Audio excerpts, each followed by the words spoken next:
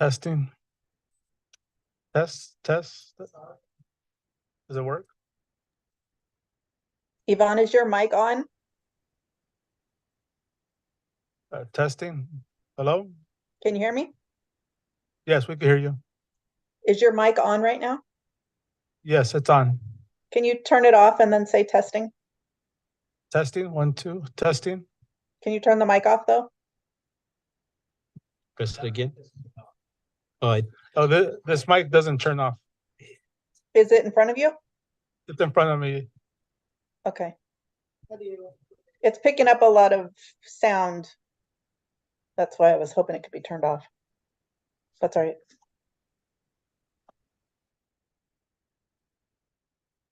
Yeah, they're always mine, right?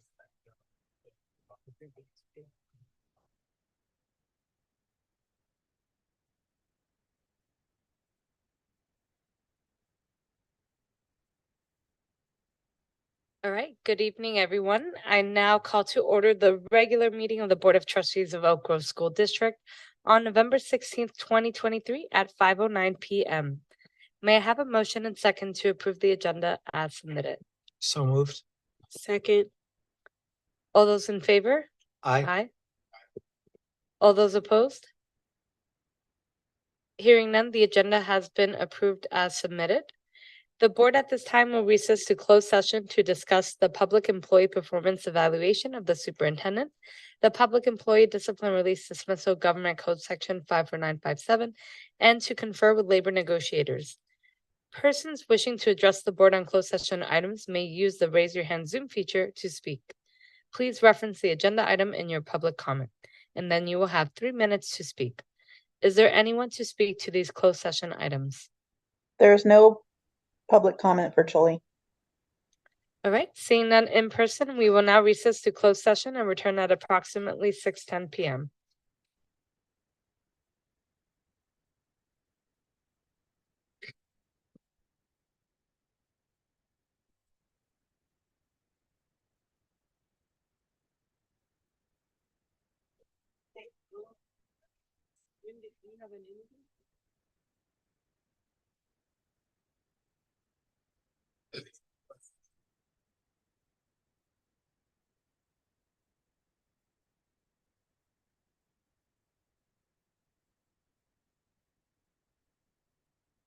Okay.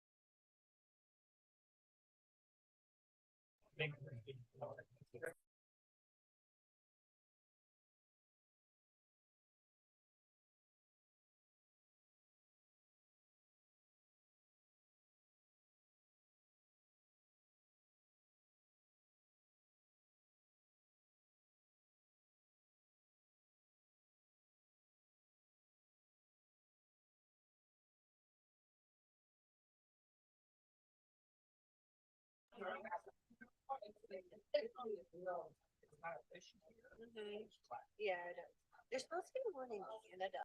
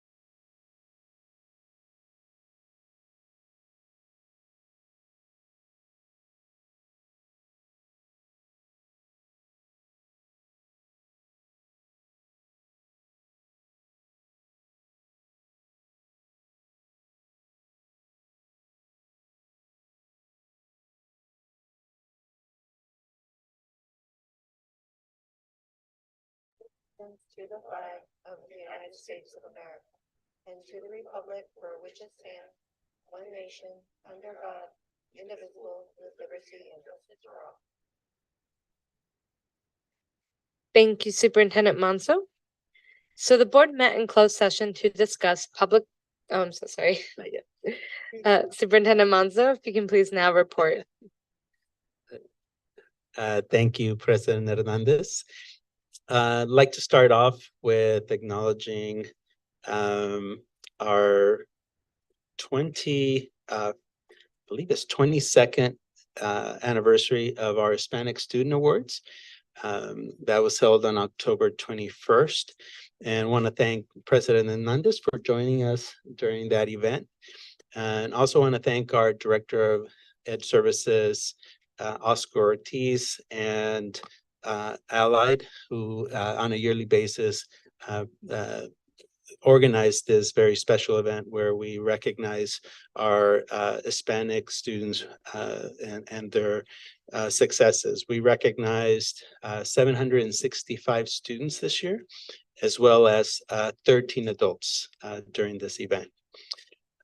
Just another example of an opportunity for us to value the great work that happens in our classrooms every day and the successes of our students as they continue on their educational pathway and journey. Also want to recognize that we participated and attended on October 23rd, the Teacher of the Year celebration that was sponsored by the Santa Clara County Office of Education. And again, once again, congratulations to Mr. Greenwood from Baldwin. We have some Baldwin folks here.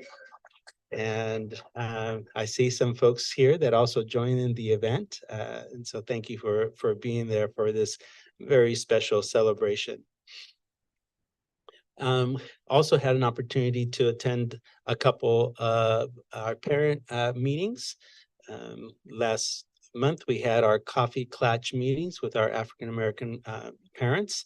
On October 24th, we also had our ABLA meeting, and on October 26th, actually October 24th, which is coffee clutch, and the 26th was ABLA. And then most recently, we met with our District Advisory Committee, our DAC committee, on November 9th. I want to thank Assistant Superintendent Chidas and Associate Superintendent Evans for facilitating part of the conversation that evening, as well as Director Oscar Ortiz and Ms. Sheetal Singh. And the topic that kind of we brought to the group was kind of a problem of practice of, how do we make sure that we maximize opportunities for students to benefit from the great work that our teachers and the great instruction in our classrooms every single day. It's difficult for students who are not at school, consistently not at school, to stay at grade level. And there's just so many different impacts that come as a result of absences over time for students that create gaps that also create other elements of supports that a school system needs to address when those gaps are not just instructional wise, but also social and behavior wise as well. And so there's just a fantastic discussion from our District Advisory Committee parents that was, I think, very fruitful. We're documenting some of the conversation and suggestions that came out as a result of that. I do want to say that attendance from an instructional point of view has been and continues to be a focus for our district. And our first month, we started at about 93, slightly under 94%. Is that correct, Mr. Evans? This last month, we were at a district average at around 97%. Now, that's just 1 month that we hit that 97. So we need to continue that momentum. That's really important. Again, yes, it means revenue for a district, but more importantly, it's what happens as a result of students being in school, in classrooms every single day, that is the most impactful for our students. And so that's the most important part of students attending and being at school every day. Also want to mention, we had a couple exciting visits. One from Assemblyman Muratsuchi, who is the state education on the State Education Committee, and also on the Budget Subcommittee for Education. And so the Assemblyman came to Edenville, to our demonstration site for SEAL. And they were really interested in understanding the impact that that model could have, also from a policy perspective and from a systemic perspective at a state level. So it was a really exciting visit, and really his interest in understanding and expanding the successes that hopefully can be replicated across the state as well. I want to thank Assistant Superintendent Bowles and our ESD staff who helped organize and provide the structure for that visit as well. And then we also had, on that same day, which was this last Monday, we had a visit for TWIBI at the Roble from the California Association of Bilingual Educators for Bilingual Education, CABE, because they were the finalists for the Seal of Excellence Award for biliteracy. And so I'm happy to report that they were the successful school that will be receiving the Seal of Excellence Award for Biliteracy for CABE. And they'll be recognized at the February conference in, I believe, I think it's Long Beach or Anaheim. I can't remember. But so congratulations. And so, you know, that program started in 2015 as the first year, 2014-15. And this year, those initial students are 8th graders. And so also want to recognize just the continued support of the board for the model and just anytime starting and initiating a new program, the real work, the tough work is what happens again and continuing to evolve that model at the site level with our teachers and the leadership there that makes it successful as well. So just again, another acknowledgement for one of our schools. We had a few site visits at Burnell, at Oak Ridge, Sakamoto. Today, kind of with the theme of awards, we are celebrating our Communication Vision Awards.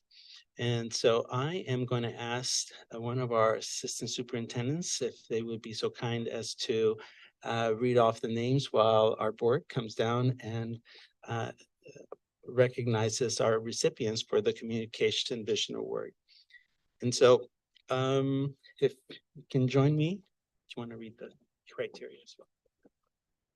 So the criteria for the Communication Vision Award is as follows.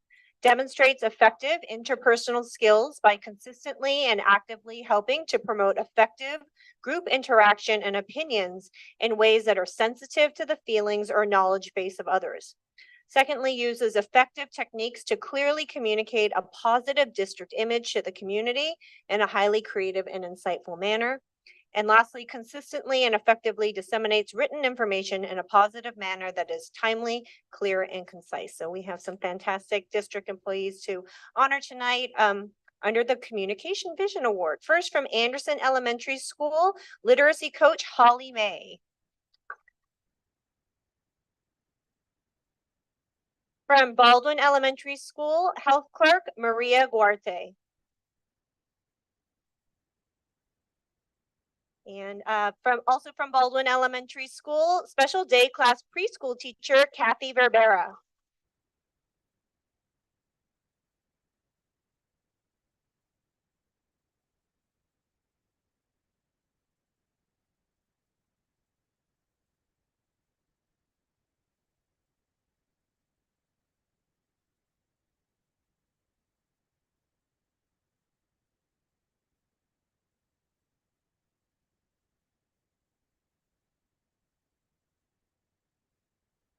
From Davis Intermediate School, health clerk Cruz Nieves. From Educational Services, Executive Secretary Ale Alvarez.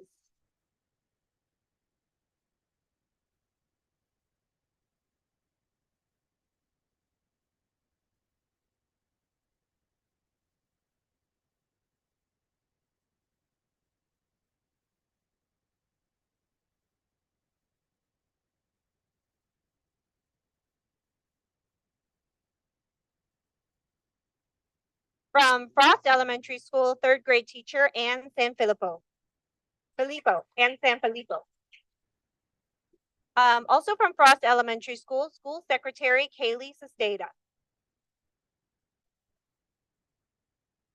From Ledesma Elementary School, 5th grade teacher, Jennifer Suh. From Oak Ridge Elementary School, school psychologist, Ashley Pineda. From Sakamoto Elementary School, 1st grade teacher, Susan Gabrant. And from STEAM at Stipe Elementary School, resource specialist program teacher, Samara Glantz. Congratulations to the winners. And if maybe we can have Ale and Kathy come up for a group picture. Yeah.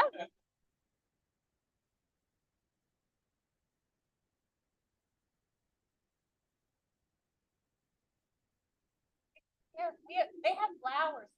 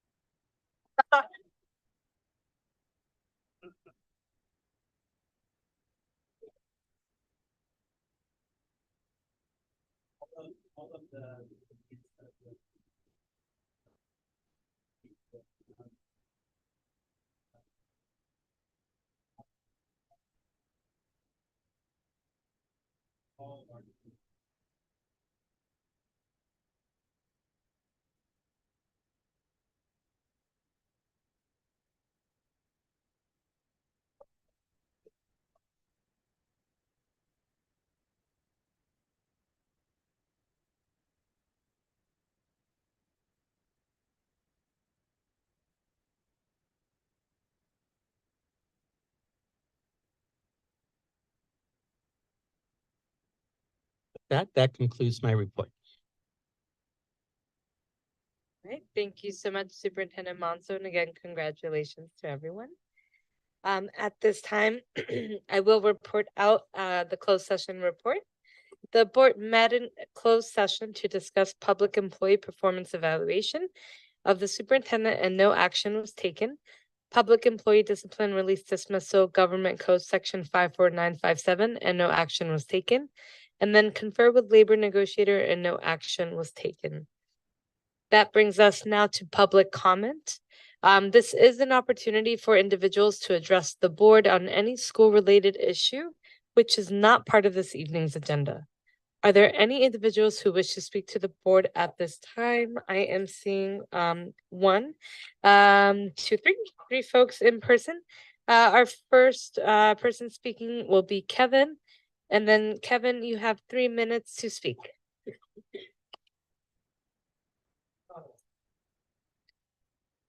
All right, thank you for listening. For those who don't know me out there, my name is Kevin McCullough. I've been a professional musician since 2008, playing a lot of jazz and Afro-Cuban jazz piano and a bunch of different styles of music out there.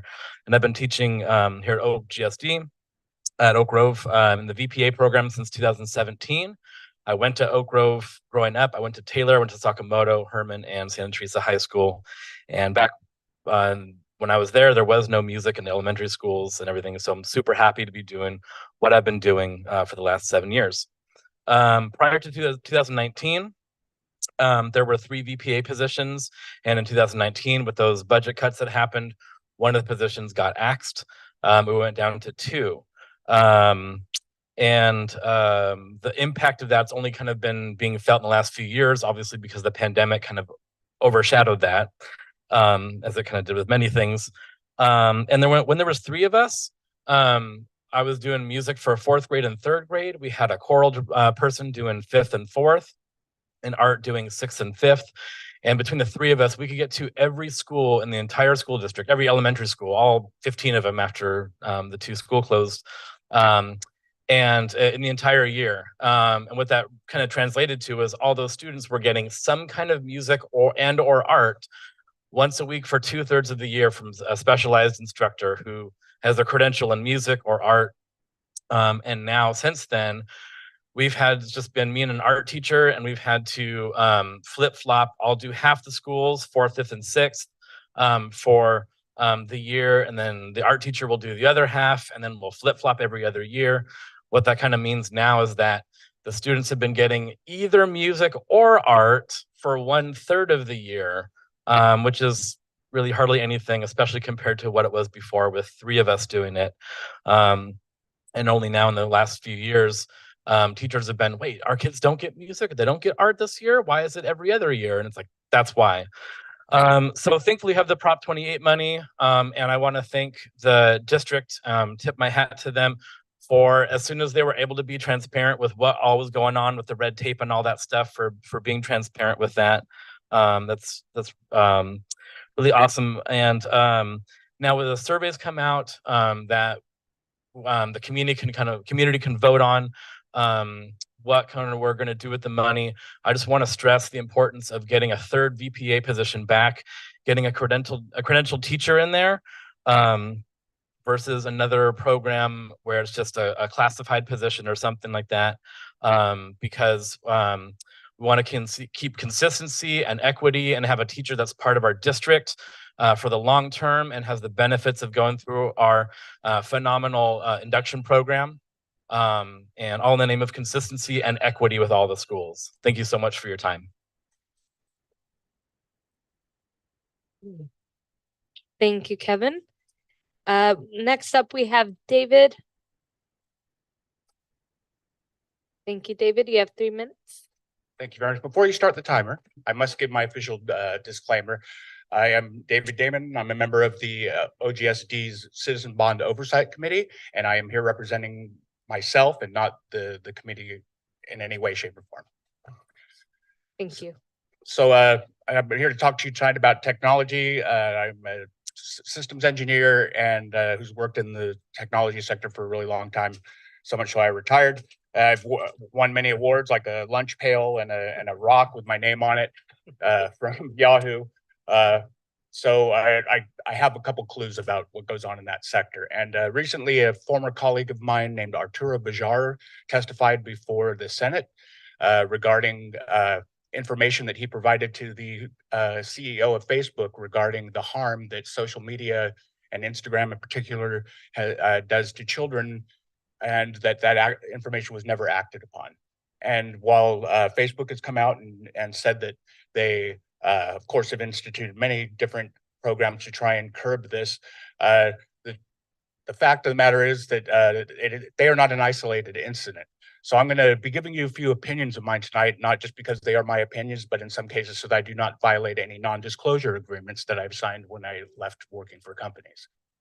So it is my opinion that there is research out there that exists today that was designed to understand the levels of dopamine that was released by children when they view different graphics or hear different sounds.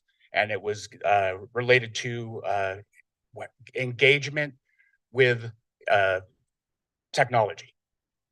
It is my opinion that technology is a double-edged sword, that it is a useful tool that can turn us into a useful tool for somebody else if we are not using it wisely. Technology companies, it is my opinion that technology companies don't always have the best interests of children at heart when they institute different policies within their companies, and they have recently demonstrated this across the board at several companies. There was recently a settlement with the Federal Trade Commission and New York with Google for $170 million, so that they wouldn't have to say that they were guilty of taking harvesting children's information that were under 13 years against, of course, the law. So we have this problem with technology, and yet it is an integrated part of our classrooms. And a lot of the new lawsuits in 43 states saying that this technology is addictive is something that I would have to say. My opinion is that that is the truth. That the technology is addictive. So what does that mean? Well, it means a lot of the behavioral problems that we're seeing in the classrooms can be related. If you look at the types of behavioral problems that we're seeing, they kind of correlate almost exactly with that of addiction. So our children are being overexposed to technology, and yet it is an integral part of society now.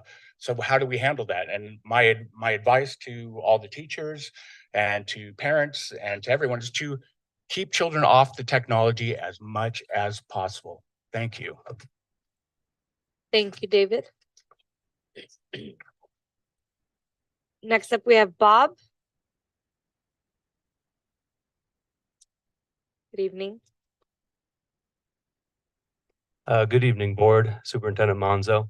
As you guys probably have by now realized, I have not been one to shy away from criticism of the board and the management when I felt it was necessary. So I would like to also flip that on its head occasionally and acknowledge when I feel like the board and management has done the right thing. As everybody knows, well, maybe not everybody knows, but a lot of people know, there was one might say a ridiculous increase in our healthcare premiums, which was no fault of Oak Grove School District. If anybody, it was the fault of Kaiser and our healthcare system at large. So I do want to acknowledge and appreciate the fact that Superintendent Monzo and the board and the executive team did work with our executive board and our negotiations team to help reduce that impact on our members. So when the right thing is done, I do want to try to acknowledge that occasionally so that you don't just see me up here slinging barbs all the time. So I wanted to say that the other thing I want us to think about is going forward, how can we share some of the risk involved with future healthcare increases? And when we go to negotiate future contracts, I would like everybody to keep that in mind. There needs to be some kind of a shared risk. And finally, when we're talking about healthcare, I want us to stop and consider how we're getting it, because the path that we're on, if we continue to get 21% increases in premiums, that's not sustainable for the employees, and that's not sustainable for the school district. That's not sustainable for any of us. So I'm wondering what we can do in the future to help mitigate those costs, including looking at, is our broker doing everything that needs to be done to make sure that we're getting the best deal possible, right? 21% increases, that makes me concerned. So I just wanted to throw that out there as well. In addition to that, let me switch topics completely. I know it's hard for you guys to see me as other than a teacher and the union vice president, but I'm also a parent in this district. And as a parent, I would like to support what Kevin McCullough just said about VPA, right? With the Prop 28 money coming in, I would like to see this school district consider bringing back the arts in a more robust form in Oak Grove School District. See if you can bring back that third VPA teacher. I will tell you that my daughter, who has now moved on from Oak Grove School District, got a more robust arts education than my son, who's currently still here, is getting. So that is something that I would like to encourage you to look at, see what the parameters on that money are, and see what you can do to bring back more robust arts in our elementary schools. Thank you.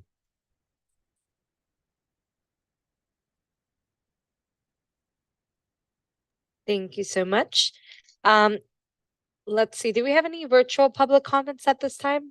No virtual comments. Okay, so public comment has ended at this time. We will now be transitioning to the bargaining unit comment. President Berlin, I believe. Yeah, okay, perfect.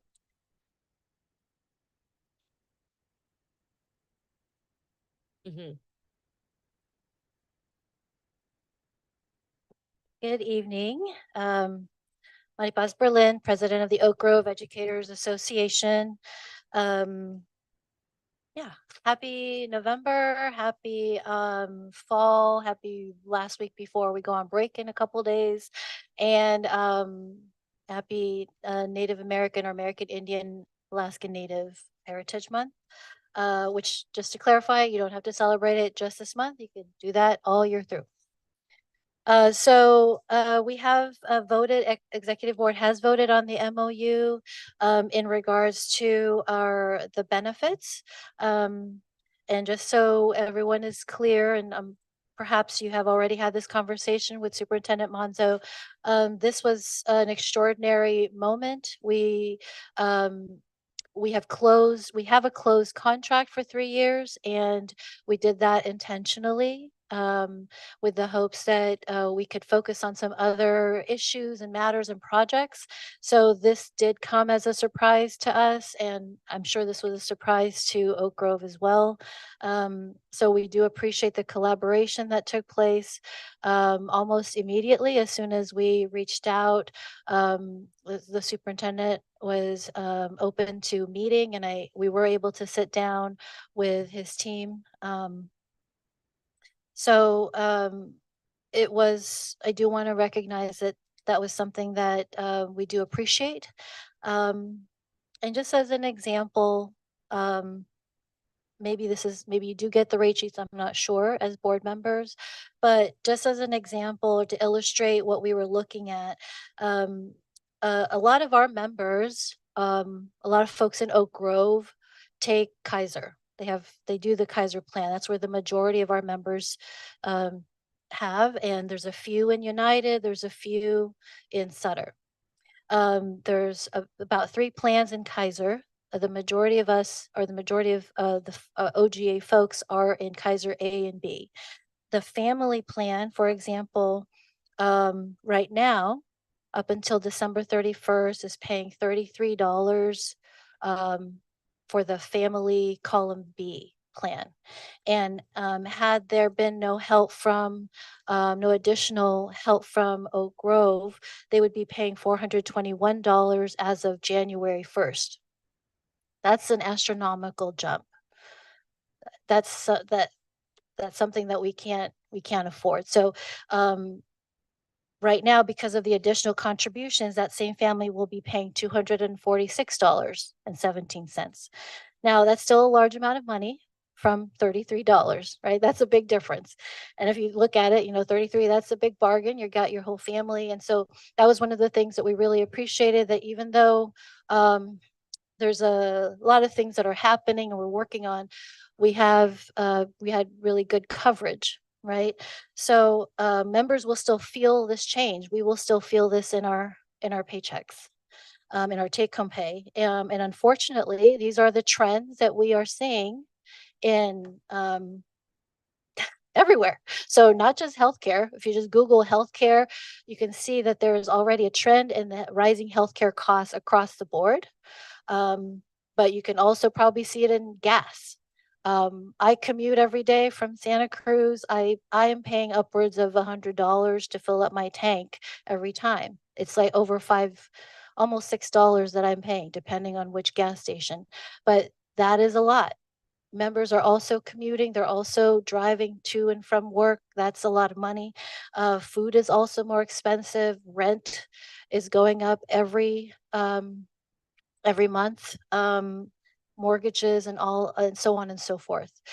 So these are the struggles that we are continuing to feel. And so you can, I want to share that with you so that you can understand the gravity of what the situation was when we got the rates for healthcare and what the kind of situation we're already dealing with. So as Vice President Prola had mentioned, when we negotiate again, which will be in the school year 2024-2025. Our contract officially expires on 2025 in June, but we begin that process. We'll begin that process next school year. There's going to be a lot of articles that we open, right? I've worked with Assistant Superintendent Chaidez, and there's a lot of things that we said, okay, let's work on this the next time it opens. There's a lot of things that we agree on already of what could really make our conditions better and just improve everything and update everything. One of the things that we always negotiate on is salary and benefits. Our current ranking in Santa Clara County school districts right now is, and we're talking about 33 school districts in Santa Clara County, is number 27 for beginning teachers salary. And if you look at the very top, we top out at the very right-hand column. We're at number 29. That's out of 33.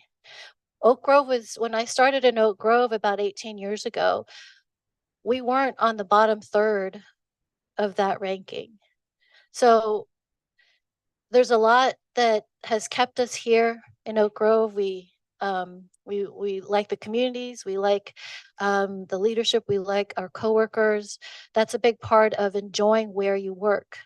One of the other things is we could say, well, we might not be, at the top of the salary, in Santa Clara County, but at least we have the benefits. Well, that was a real surprise for us when we came, when we got our sheets, because then there's a lot of talk about, well, maybe this is not the school district for me. And that makes me really reflective and sad. So, but that doesn't mean that we can't do anything about that. I'm a problem solver, and we're problem solvers. So I know that there's things that we can work on to make that better. And your actions to help in that situation earlier was very helpful. And I know that he did consult with President Hernandez and Vice President Gonzalez about this. So we do appreciate your support. It's just a window into what we're looking at for the future. And I know, I mean, y'all live in the community too, so you know the kind of expenses I'm talking about. It's really hard. It's hard for people. It's hard for us. Um, so that's just to give you some perspective about where we are and um, where we're going to go and what our goal is. So we want to make it better than what it is now, and we're open to having those kinds of discussions. We're preparing now, and we're building the relationships now, and we're trying to figure out what are the other ways that we can improve conditions here in Oak Grove so that we can attract new folks as, you know, educators retire, but also retain the folks that we have who are still in their mid-career. I still consider myself somewhere in my mid-career. And I don't plan on leaving. So how can we make it a really inviting place where people do want to work, but also to stay? Because it's a place that they can thrive and they can survive, or actually maybe more than survive, right? Just make sure that they can enjoy where they're working and not have to live paycheck to paycheck, or have to have another job or a third job. It's hard. Um, so okay, so a little just to switch gears here. I have been visiting campuses in the DLC. The next learning community I'll be visiting will be HLC, and our directors are also visiting our campuses. Our purpose is to listen to members, to check in with them, to see how things are going. I hope you as a board member get to visit your schools and your sites. They'd love to see you. There's a lot of things happening, especially as November and December roll around, and January. I hope you all get to kind of check in and see what are some exciting things that are happening. They'd love to meet you. I also want to thank you for participating and engaging with our political action committee, and for sharing some of your favorite things and favorite books, and things that have motivated you to be a leader in the school district. We have shared that information with your permission. We have shared that information with our association, and that's for us, that's a way for us to make that connection. I know that there's leaders that connect with you, like for coffee dates or some of our town halls, but for some who are, you know, busy living, this is one of the ways for them to get to know you. So if you can actually even pop into their school and visit, maybe check out what they're doing, that'd be another touch point for you. So in regards to VPA, we do support having a reinstating a third VPA teacher. In regards to Proposition 28, I really appreciate having that survey out. We would the only thing I would suggest, if it's not in the works already, or perhaps it is that the survey be also made available, or some form of it may be made available to our students and also to our families. I believe that is part of the initiative, is that there is some collaboration that needs to happen with families. And we need to ask our students, they're the ones who will be impacted the most. What do they want to see? What are some things that interest them? What's exciting to them? Is it drama? You know, is it choir? Is it drawing on a computer? You know, what are those things that we really want to make exciting for them? And I think it's wonderful that you can tap into educators, but also let's tap into other people, our biggest clients, our students. So just a quick update also on our community schools organizing. We've been organizing, we've been having our meetings. We'll be talking next with some community liaison, or a community liaison for Edenvale. We're also working on gathering signatures from all of our members to support the implementation of community schools in our school district. We hope to participate in a community event to meet some of the families at Edenvale, and to have a dialogue about what community schools is and what that shared governance model looks like, what that feels like, how that impacts them. that they can have the authority to help make the decisions about the choices that impact them and their children.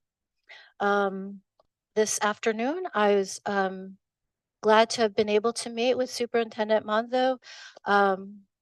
And we were able to have a discussion about that and in terms of the application process and just in general what that project might intend to look like if we targeted that at one particular site and what would that actually like what timeline that could look like. I just want to share something just to give you an idea. I know I had shared some things last time. So community schools strategies can be an effective approach to mitigate the academic and social impacts of emergencies that affect local communities, improve school responsiveness to student and family needs, and organize school and community resources to address barriers to learning. So some of those barriers kind of came to light during the pandemic. One of them was, having some food insecurity. Hunger is one of those needs. When we have students who are hungry in school, that's something that that is a barrier to learning. Or if they are worried about housing, that's another barrier. If they're not getting the medical care that they need, that becomes a barrier. Community schools is a way that equalizes and provides some equity with those communities. So the community schools often include 4 evidence-informed programmatic features captured in state law, and this I have shared with Superintendent Monzo, which are aligned and integrated into high-quality, rigorous teaching and learning practices and environments, integrated support services, family and community engagement, collaborative leadership and shared decision-making, and extended and expanded learning time and opportunities. So all of these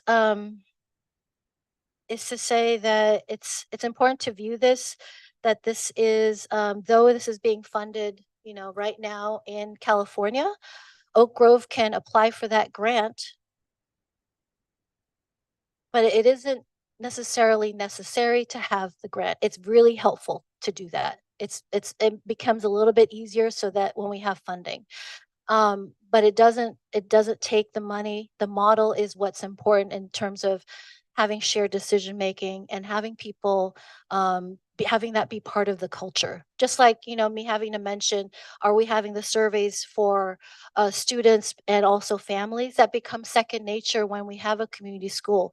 They are part of that decision making process. Sometimes I think we become part of a bubble and it's just the people in the room. We have to ask ourselves who's not in the room and how do we include that? Where you as board members are really champions for inclusiveness, and that means in every aspect of our work, right? And that takes work and that takes effort. But once you have and have a community school, that is something that becomes part of the culture. So I hope that you have further discussions with the superintendent and his cabinet about this, and I'd be open to participating in that with you.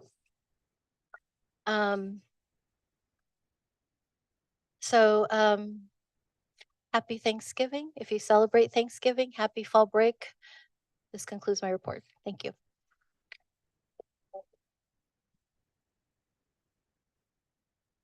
Thank you, President Berlin.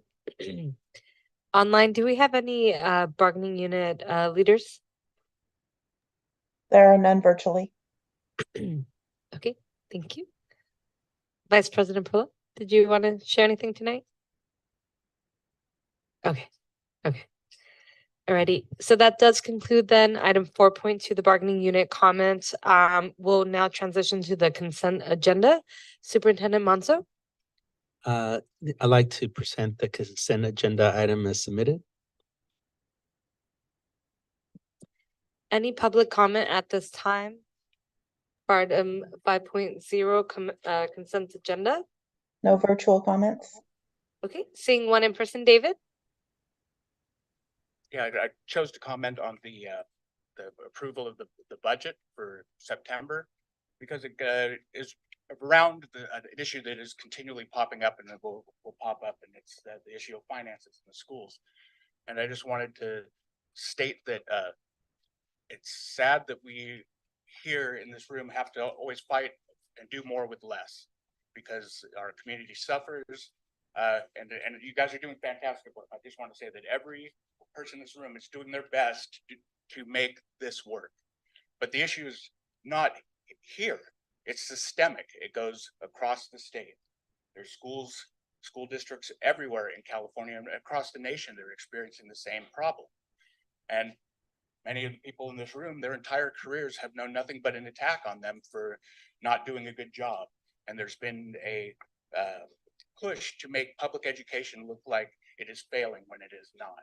Matter of fact, people in this room are doing amazing things with very little. So we will more than likely come to a point where we're revisiting school closures again, because we have declining enrollment and because we're treated not as an investment in our future, but as a business that needs to run efficiently and maybe not effectively as a result.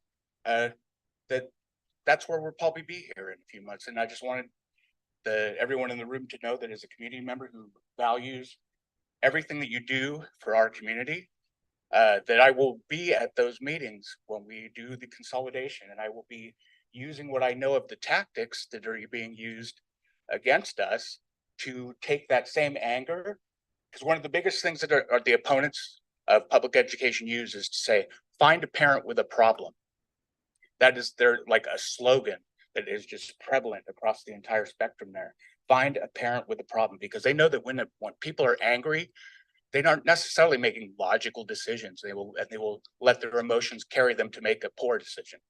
So rather than have those parents leave the district and try to find another place to have their children educated, I think it's time that we start focusing that anger where it needs to be, and at the state level where the funds are given to this schools. We need to have base grants that allow small class sizes to exist for all our children, because that works, and we all know that works.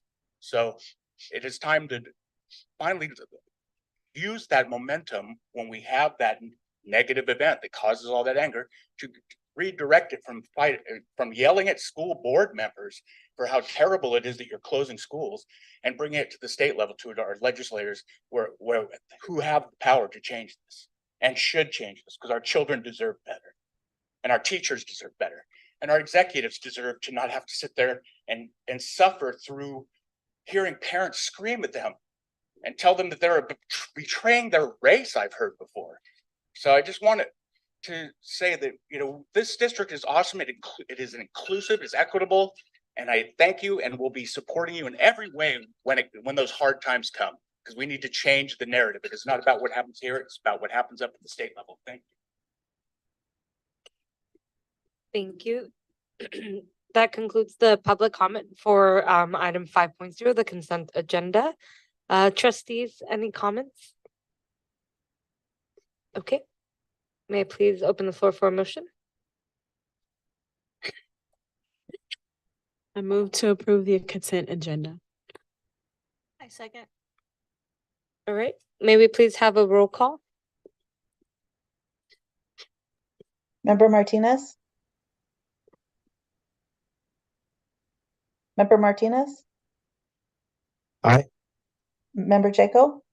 Aye. Member Pacheco? Aye. Vice President Gonzalez? Aye. President Hernandez? Aye. Motion carries. Thank you.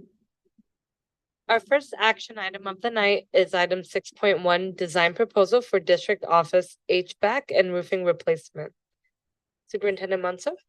Yes, thank you, President Hernandez. I'm going to be turning the mic over to our Associate Superintendent Evans to introduce item 6.1 through 6.4. Similar to what we've done in prior board meetings, if it's okay with the board, if he can introduce each of those items and take one vote just for the purpose of time, since they're related to Measure P and Measure S funds. at any one of those. Of course, if there's any questions for any of those items, we can take time to answer any questions that may be present for the board or the public on these items. Would that be okay with the board if we proceed in that fashion? Okay, all right. And so I will turn it over to Associate Superintendent Evans after I make just one comment. And that is that, we've been focusing our Measure S, previous Measure S, and prior measure, gosh, what was the other measure? Was it Measure P as well, right? 2008 and then 2014, Measure P and Measure S funds on updating our school facilities. And that, of course, has been a priority. We still have some catch up to do on a few sites that are on target for this coming summer. But one of the areas that we have not been able to touch has been this building. And so similar to all of our schools that are of older age, that's the same for this building as well. And so we've been trying to patch things up for many years since we've had needs here, but there's just we kind of at the end of the rope in terms of being able to do so.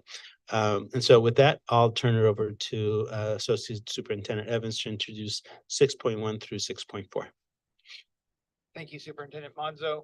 Our first item, 6.1, is approval of the design proposal for upgrading the HVAC and the roofing replacement here in the district office. As Superintendent Monzo had mentioned, we've done a lot of work on our sites, upgrading roofs and HVAC. We are finishing up the last of those, and we have not yet done this building.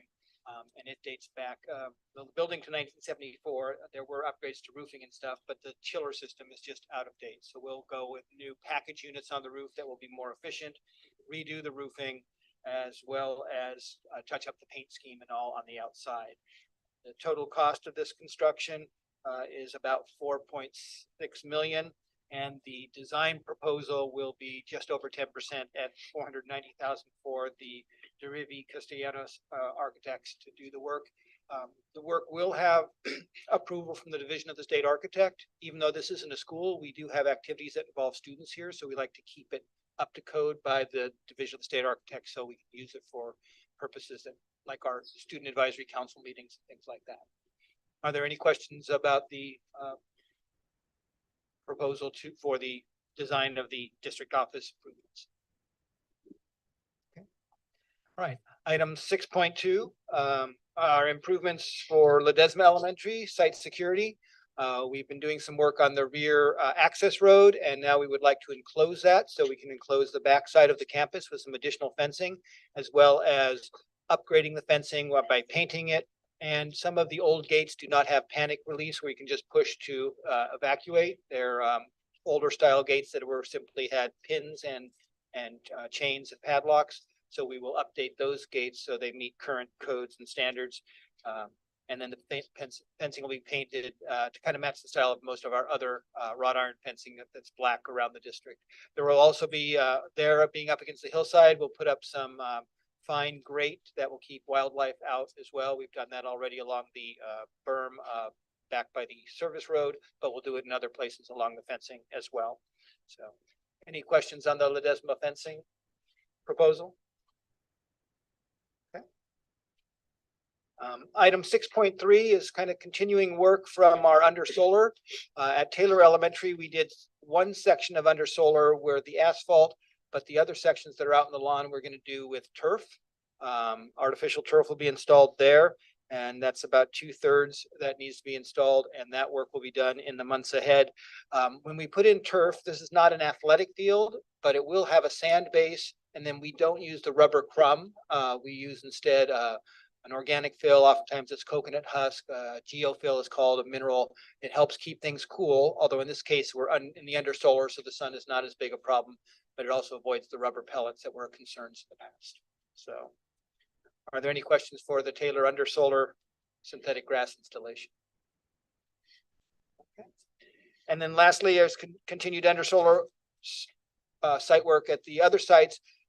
After the asphalt was done and the striping was done and those areas got finished up, the perimeter around them needs some improvements, some irrigation, some replanting and all. So this work is to go back to Christopher, Del Roble, Frost Indigo, Edenvale, and Oak Ridge, and just finish up some of the detail work around the perimeter of the under solar work we did over the summer last year. Any questions on that site work? So I'd like to recommend that the board approve items 6.1 through 6.4. And before the board takes next steps on this item, I do see some folks from Baldwin that we recognize that there's been some chiller problems, and they are on schedule to complete those. And so you are absolutely next in line to upgrade your HVAC system and roof system as well. So.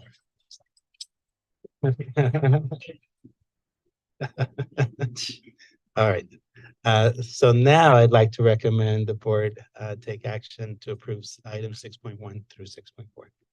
I move that the Board of Trustees approve item 6.1 through 6.4. All right, second. All right, great. We have a first and a second. Actually, before a roll call vote, are there any public comments at this time? Just say one thing. Yes.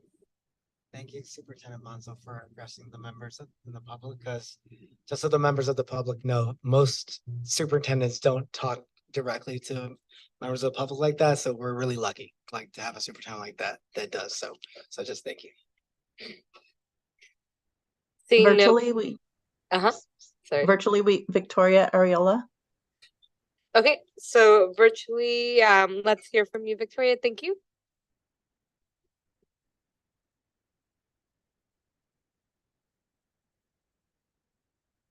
Hello? Hi, good evening, Victoria. Sorry about that. I just wanted to make sure I'm being heard. My laptop sometimes doesn't work with the audio.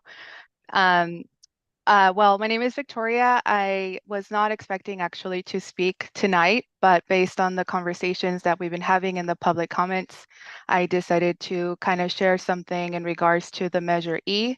I am a parent of 2 children at the Baldwin Elementary School, and based on my experience and also based on conversations I've had last year during the coffee chats with superintendent, there was a lot of discussion in regards to Measure E, which was approved. But based on my observation that I've seen and as a parent, and I've noticed that there has been still some unequal collaboration in terms of budgeting. You mentioned Baldwin having some issues with the roofing system. I believe that our school and parents might agree with me that it's been not prioritized as other schools have been, and our children, I believe, deserve the same equity around in terms of the way that, you know, the school that they're going to each and every day. My ask is that perhaps budgeting should be allocated and equally allocated throughout the school sites. I've noticed that there are school sites with playgrounds that have been updated in our school. Perhaps it's not up for that yet, but however, the classroom settings are not as appropriate in terms of the access or equally provided with the tools that our students need. And I express that because last year my son was in 5th grade and his teacher still had the old school projector and not that screen projector. It seems like this is something that perhaps might be not over like an oversight, but I just kind of wanted to express that because I feel like our school has not been a priority for the school district. Thank you. Okay. Thank you, Victoria. Are there any other virtual comments? No other virtual comments. Okay, and seeing none in person, we do have a first and second, so the board is ready for a roll call vote. Member Martinez, Aye. Member Jaco, Aye. Member Pacheco, Aye. Vice President Gonzalez. Aye. President Hernandez. Aye. Motion carries. Thank you. That brings us to item 6.5, updating the independent study board policy, 6458. Superintendent Monzo.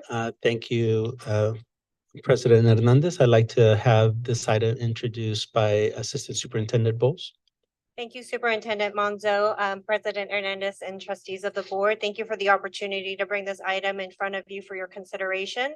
So independent study is provided as an alternative instructional strategy for students in California or in Oak Grove School District, as well as in other California schools. Independent study pupils work independently according to a written agreement and under the general supervision of a credentialed teacher or teachers. Oak Grove School District currently has Board Policy 6158, which addresses independent study under the traditional model.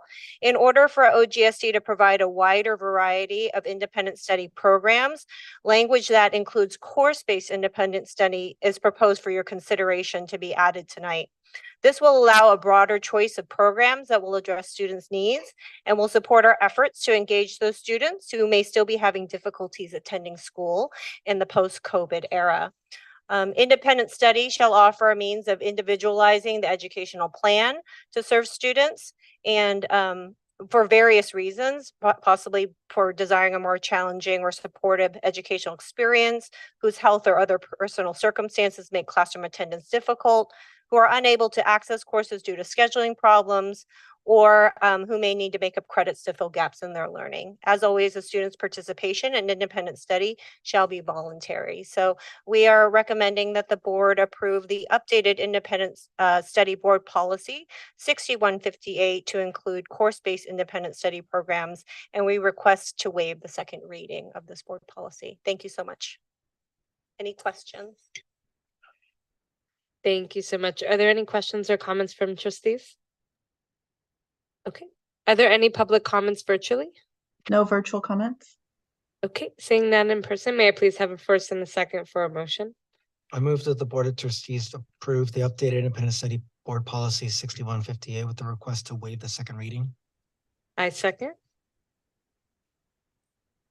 So we have a first and a second. May I please have a roll call vote? Member Martinez, Aye. Member Jaco, Aye. Member Pacheco, Aye. Vice President Gonzalez. Aye. President Hernandez. Aye. Motion carries. Thank you so much, Associate Superintendent Bowles. This now brings us to our first and only information item of the night. Superintendent Monzo, will you please introduce the item of OGSD Ethnic Studies implementation? Thank you, President Hernandez. As the board is aware, the initiation or the start of this journey in terms of ethnic studies started right here in the boardroom with our board, and the direction and guidance and leadership that began this conversation and this opportunity for engagement with ethnic studies. So we're really thrilled to bring this item as an update to the board. And I'd like to have our Assistant Superintendent, Ms. Amy Bowles, further introduce the item. Thank you, Superintendent Monzo and President Hernandez and trustees of the board for this opportunity to present on our OGSD Ethnic Studies implementation. It is my extreme pleasure to bring this item forward to you today. The Oak Grove School District is committed to providing an inclusive and comprehensive education that reflects the diverse backgrounds and experiences of our students. To this end, we have undertaken the task of implementing ethnic studies into our instructional program, aligning with the principles and objectives outlined in a California Assembly Bill AB 331. As Superintendent Monzo said, it really is the leadership and the trailblazing equity and inclusive mindset of this board that helped to inspire the initiation of implementation in Oak Grove School District. That passed in December 2019 with the resolution right before COVID hit us a few months later. So we continue to commit through this in upholding the board's vision in Oak Grove School District, and with an introduction to ethnic studies course that is offered as an elective at all three of our comprehensive middle schools, we provide opportunities for students to explore the histories, contributions, and experiences of different ethnic groups in a meaningful and engaging way. The Intro to Ethnic Studies course has been thoughtfully developed, encouraging students to appreciate the struggles and achievements of people from diverse backgrounds, leading to greater tolerance and social cohesion. And this Intro to Ethnic Studies Studies course is just the beginning of our work. It is my pleasure to turn it over to our Curriculum and Instruction and Assessment Director, Janae Enna, and she will be co-presenting with Gabriel Medina, one of our teachers from Burnell Intermediate School. Regretfully, because of some schedule conflicts, we weren't able to have students join tonight as planned, but they are here. Yeah, they are here with us in spirit. We did ask and made our best efforts to try to get them to attend, in addition to another teacher who is implementing at the 6th grade level. So we have a cohort of team even beyond who is able to join us tonight. So with that, I'm going to turn it over to Director Enna. Thank you. All right, thank you, Assistant Superintendent Bowles. Thank you, Superintendent Monzo and Board of Trustees. I'm also equally thrilled to be presenting to you an update on our ethnic studies implementation in Oak Grove School District. So just a little background, the California Assembly bill that was passed, Bill 331, makes ethnic studies a high school graduation requirement. So that will be the first class to have ethnic studies as part of their graduation requirement is the class of 2030. And those are our current 6th graders. So our current 6th graders they might not be the only students who take ethnic studies, maybe 7th and 8th graders are taking it in their respective high schools, but it will be a requirement for them.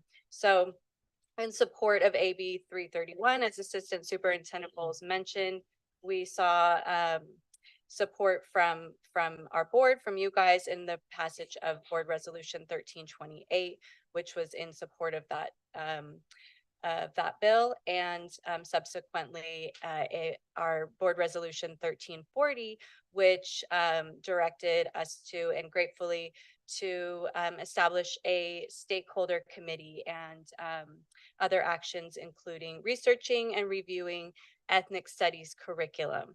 So that's what we're here to talk about today. We initiated our ethnic studies adoption committee in January of 2020, so immediately following the passage of that board resolution, and then during the pandemic, the school closures continued that online.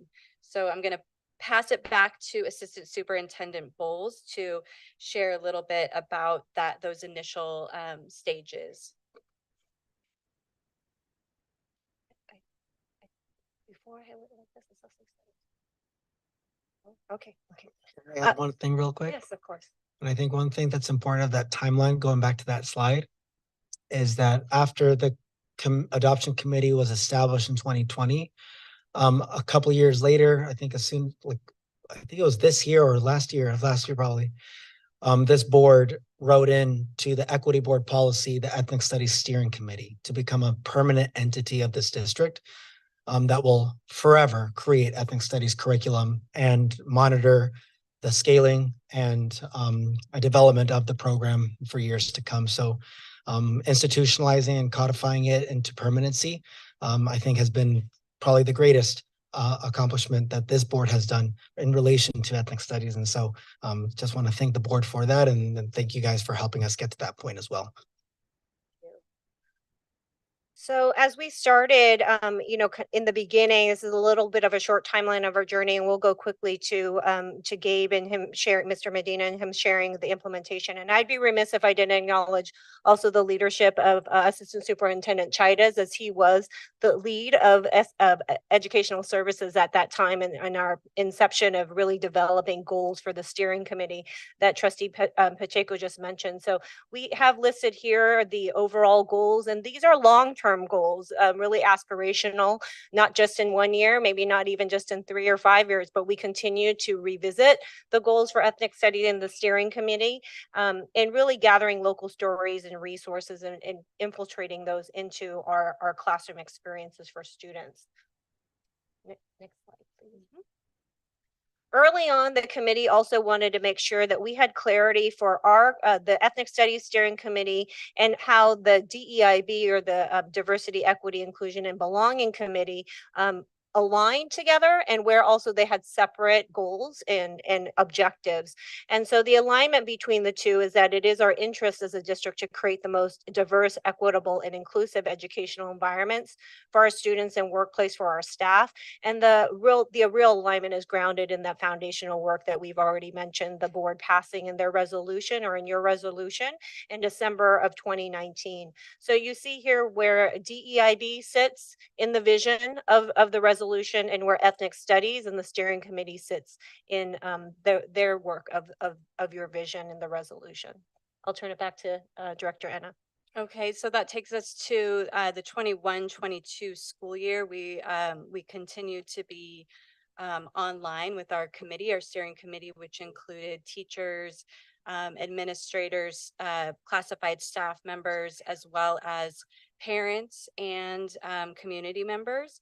We took the goals. It's kind of an evolving steering committee. We decided we really need to broaden our lens and look outside what else is happening across the state with ethnic studies.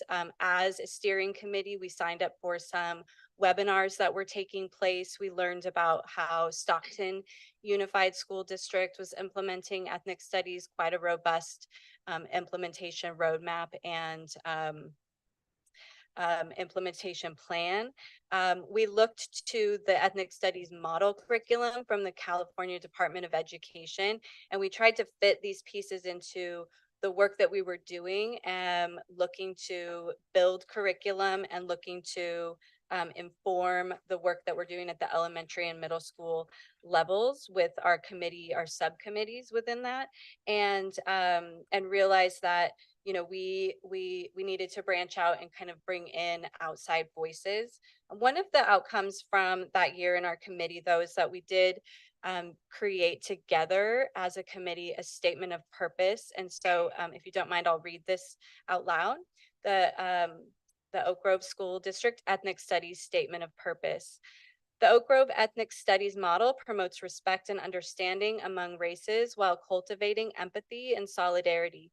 Through asset-based, culturally sustaining pedagogy and multiple perspectives, students connect to one another, the rich and untold stories of the people in our community and the world around them. The focus of our model is identity, empowerment, and social consciousness.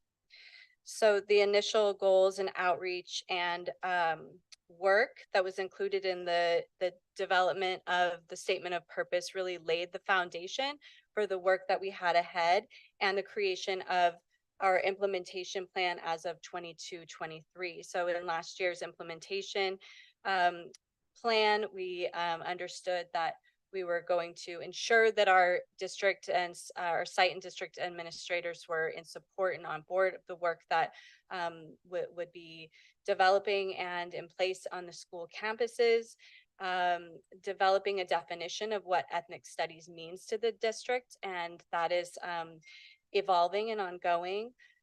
Considering, of course, the local history, demographics, and particular needs of our students and our communities. That is the crux of ethnic studies, is that it's about the students that are in the room. It's about the history of our local community, and which is why we can't just buy a curriculum from a publisher because that's not about us. We have to own it, create it, and develop it within our own system and with the voices of the people in our community. So the implementation plan also led us to our biggest win, which is so far, which has been contracting with EHICAT Win Philosophy. And the folks here, Gabriel Orozco and Veronica Valadez, have been a critical asset to moving us forward. They've guided our ethnic studies, our teachers in creating the course outline and the entire units for our Intro to Ethnic Studies courses. I'm going to share with you a little bit about that before we hear from Mr. Medina. So cohort 1 began with 8 teachers, middle school teachers, and then also our middle school teachers who teach the Intro to Ethnic Studies course. They were building the plane as we fly it, so to speak. And we also had some 6th and 7th grade multiple subject teachers who teach in our program option schools that also include middle school classes. So we started out with that first year 10 sessions of laying the groundwork. So this is all foundational training in ethnic studies, developing a common understanding and really diving into the tenets of social and the social justice standards. That first year, we also completed the course outline and began the unit development. So we planned for cohort 2 for the following year, started putting together what that would look like. And this year we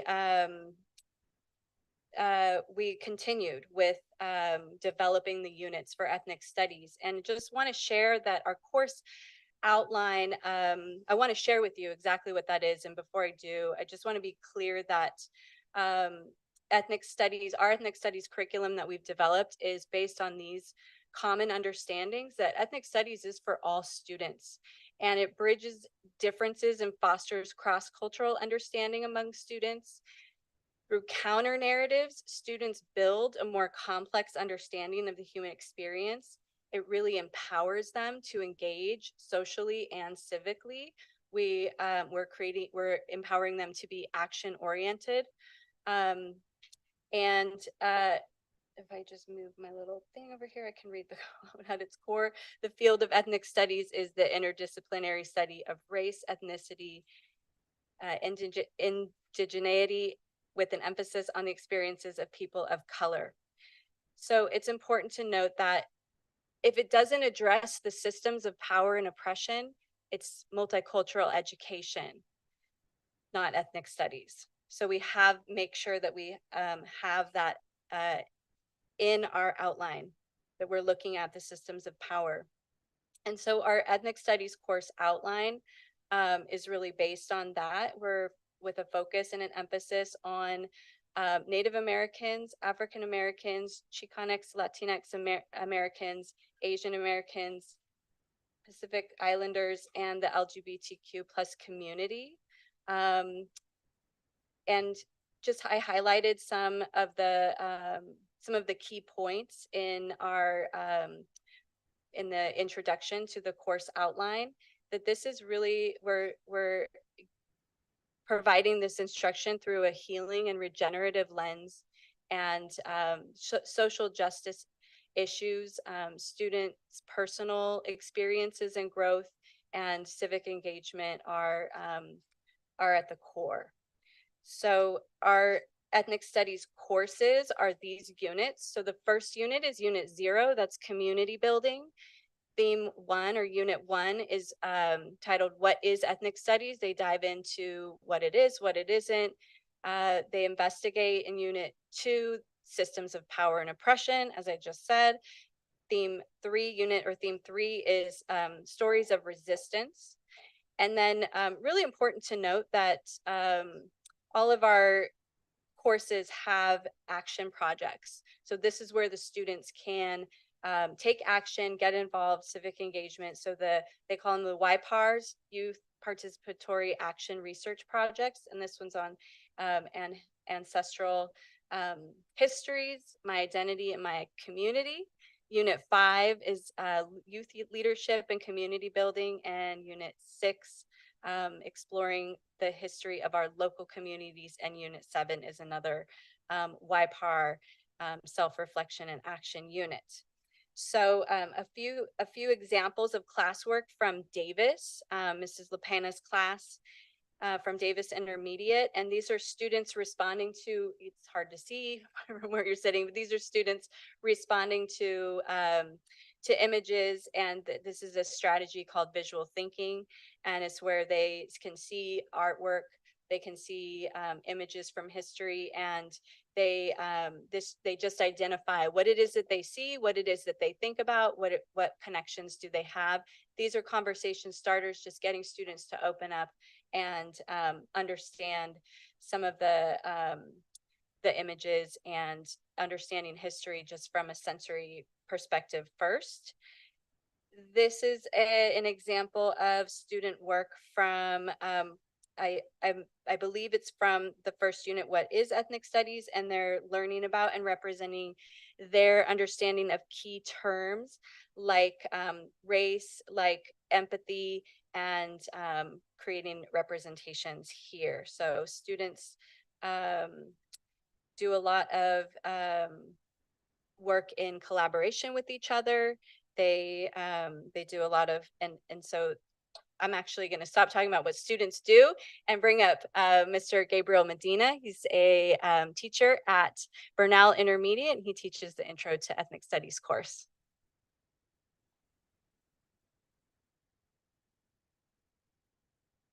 All right. Good evening, everyone. I'd just like to start off by acknowledging the fact that I've been in this in ethnic studies since we had the ethnic studies committee. So since we're virtual and we had board member Pacheco there in our virtual meetings, we had Assistant Superintendent Chidas there, we had Assistant Superintendent Bowles there. And, it's good to have that support, right? For me, at least, being an ethnic studies teacher. And it was an awesome experience.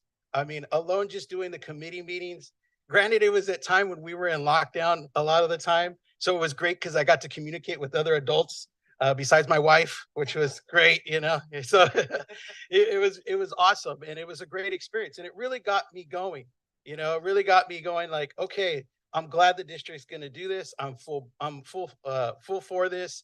When do I sign up and when do I get to teach this? Which led to the cohort. So we went into the first cohort and I volunteered to teach. Granted, I do have a social science credential, right? So I do have a single subject social science credential. So it was easy for me to just jump into that. But, going into it, I was just super excited. I got to really acknowledge Gabriel and Veronica, the picture of those people that you saw up there. Those are the people that train us. And it's such a cool experience to go in there and, feel welcomed, feel like my training is meaningful because it really is meaningful. Oftentimes we don't have so much meaningful training, but this is, and we got 10 foundational days last school year. And some of those foundational days end up turning into, we started to do our course outline. So where we're at now is we have established curriculum. So it's so awesome. Now I'm thrilled because last year I didn't have curriculum. So I was just coming up with, things that were, important to me, that I wanted to teach the students, really focusing on them, focusing on their identity, right? Who they are, especially at the 7th and 8th grade level, they're trying to understand who they are. They don't fully understand themselves. So, a lot of the curriculum was like, what kind of communities do I belong to? Where's my family history? They'd have to go home. We had a family photo project. I mean, some of you probably saw it one time when you came into my classroom and, you have a picture and you bring a picture about your family. It could an older picture, the older picture, the better, but you describe what's going on, what happened that year. Why is this important to your family? And that really gets the students thinking about themselves, which doesn't really happen very often in any other class that they take. So I often refer to them when they go, what's ethnic studies? I go, it's like no other class you're ever going to take, because that's the truth. They don't get that history about themselves, about other people. They don't get that in their regular curriculum, right? To this extent, at least. And so it's really awesome for me because I get to teach this and now I have the curriculum. Now I will say, I tried to beg students to get here. Okay. I offered them all kinds of rewards. I was like, I'll give you Bronco bucks, but I guess none of them really want to come to a board meeting at like 7:30 at night. Yeah, I tried candy. So If I may add, they did, though, Burnell students, I really want to acknowledge and shout out that they put together a student panel for educators across, I think, 3 or 4 different middle schools last year, speaking about their experiences in ethnic studies. So they certainly are passionate in speaking to it, and them not being able to join us tonight, certainly not a representation of the amazing work that the staff has been doing and they've been doing there. They really represented us well on that student panel just recently. So thank you. yeah, I'd like to add on to that. I mean, it was, unfortunately, I got sick at the time and I couldn't attend, but I had a number of students just volunteer. I said, who wants to go in front of a panel and answer questions about ethnic studies? And I'm not kidding. I had like almost 15 to 20 kids like raise their hands. And I was like, you guys all want to answer questions in front of a panel? And they're like, yeah, yeah. So I had to narrow it down. I think I chose like 6 students, right, to come and talk to this panel that we had at Burnell. And for what I gathered from everyone that was there, I think believe Janae got to hear the students speak. I know Tammy Unk, our principal, got to hear the students speak, and they were just like in awe of what the students had to say. And I felt like, really, I'm just starting this. You know, usually it's like when you first start, like my first year teacher, I was like, I was so hard on myself because I'm like, I'm not doing this right yet. But it takes time, right? And that's how I felt. But to hear these students actually explain things and they were articulate in what they were talking about, they understood the concepts that they were taught in ethnic studies and they grasp it. And it's like, I was amazed. So now that I have curriculum that we have written, now I'm like full on ready to go. You know, we are really going to hit the floor running here. This is the first semester and I'm getting into, the stuff because we started writing curriculum last year and into this year. Now, it's kind of cool. I'm not going to get a little thing that's going to tell me not to talk, right? Okay, because I'll go for a while, you guys. I'm sorry. Plus, I've been sitting there for like, I don't know, an hour and a half. So I'm like, ooh, it's my turn. All right, let's get going. So yeah, I know. I lost my train of thought now. I was like, what was I talking about? So, to have this curriculum now, it's great, but we had to write the curriculum ourselves. So I get to add that to my resume now. So now I get to be a curriculum writer. And, I really would just like to acknowledge my cohort because my cohort is awesome. If you know any of these teachers, these names I'm about to say, this is a great bunch of people. These are solid teachers. All of us have been working really hard to get this curriculum. We wrote the outline, the course outline. We wrote the curriculum. So I just want to acknowledge them. I want to acknowledge Stacy Ramos, Sarah Chan, Jennifer LaPena, Avenir Guevara, Salvador Manzo, and Reina Ruiz. That's our cohort right there. It's just us. And when I don't know if you guys know this, but when you write curriculum, when we were doing it, I was sitting in front of the laptop for hours, just getting information, looking up resources, putting it all together. And let me tell you guys, that's not my job typically, right? In fact, I hate sitting in front of the laptop because my job is to be in front of the students. My job is to make sure that the students are feeling welcome. My job is to make sure that the students are learning. My job is to make sure everything's okay in my classroom. So for me to sit in front of that computer screen for hours at a time, trying to write curriculum, wasn't my favorite thing to do, but in the end, it's rewarding. I feel so rewarded that it happened, and it happened with those people that I just said. It was all because of them too, And I do have to acknowledge the fact too that Janae is always there in our meetings. Janae comes and supports us. Julie Silva comes in and supports us. Amy has been to our meetings before as well, and that's crucial to making this work. It's vital to it, and I appreciate it. Totally appreciate it. And if I could just go over and be a little bit personal about myself now, I feel like I found what I want to do. I found my niche in education. So when I became an educator, I was all about, I want to help students that look like me. I want to help students that were like me. And this is what my school experience was like.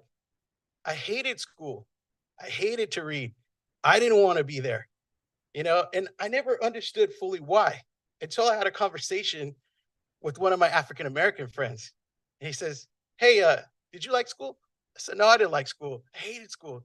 He goes, that's funny. He goes, I hated school too. He goes, did your parents always tell you to go to school and do well at school? I said, yeah, my parents are always like, go to school, go to school.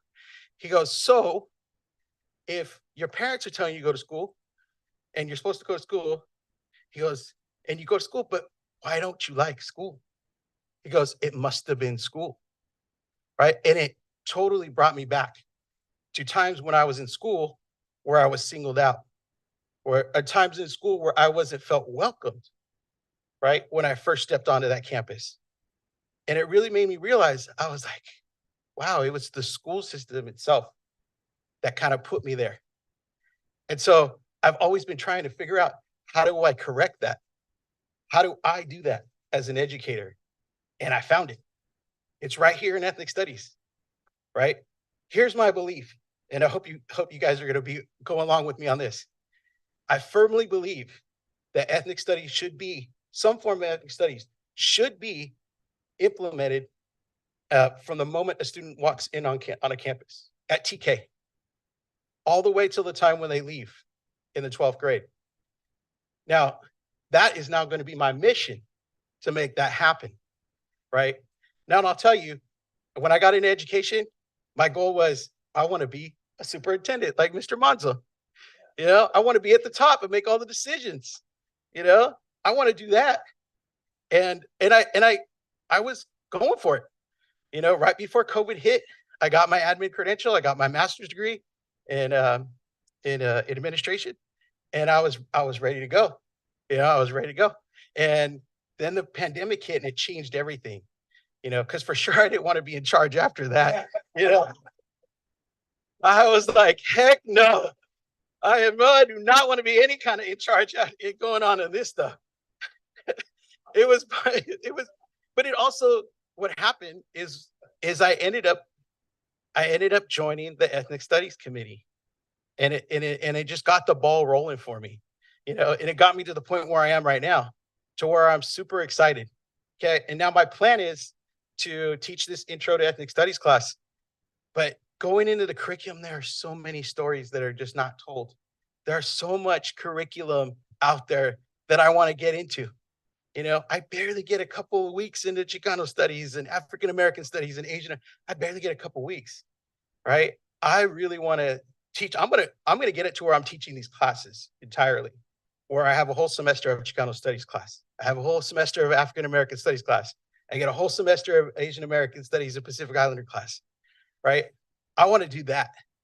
So I think I should be thanking you guys because you helped me find my way in this system. You helped me find what I want to do now, you know, and it's great. It's great. And I'm totally looking forward to working with all of you and staying committed to this.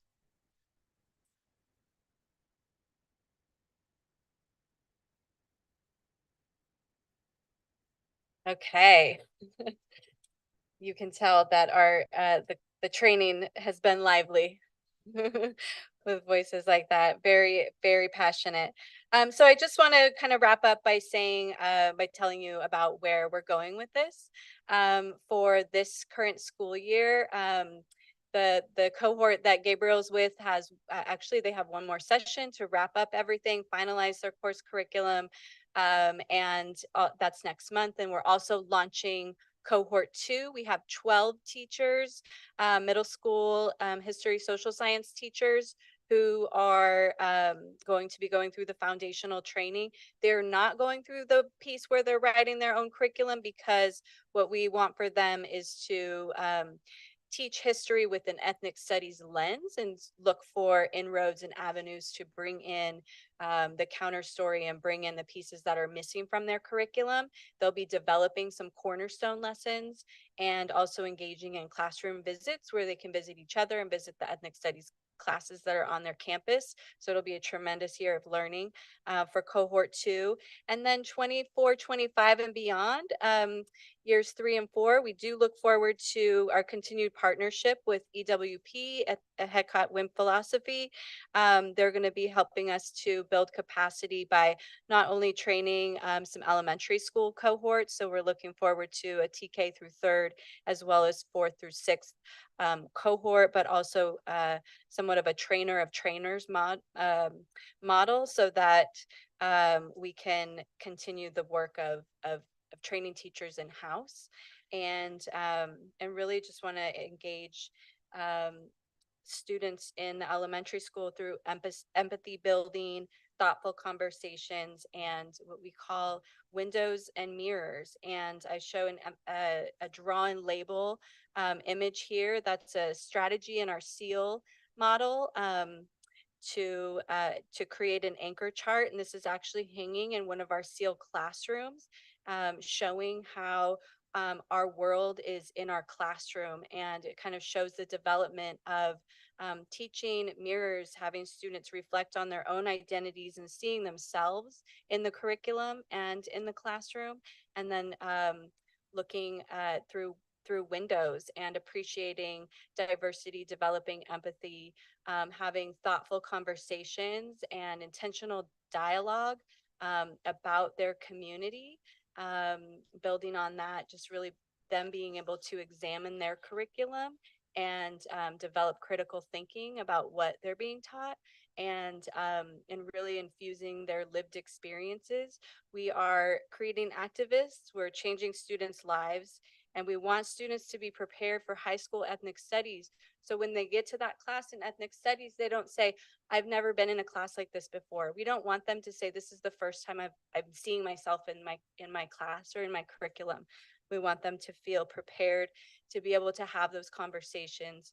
And so again, I think I can safely speak on behalf of the teachers and the students that have already been transformed by this work. Thank you so much for your leadership. And I can stop now for any questions.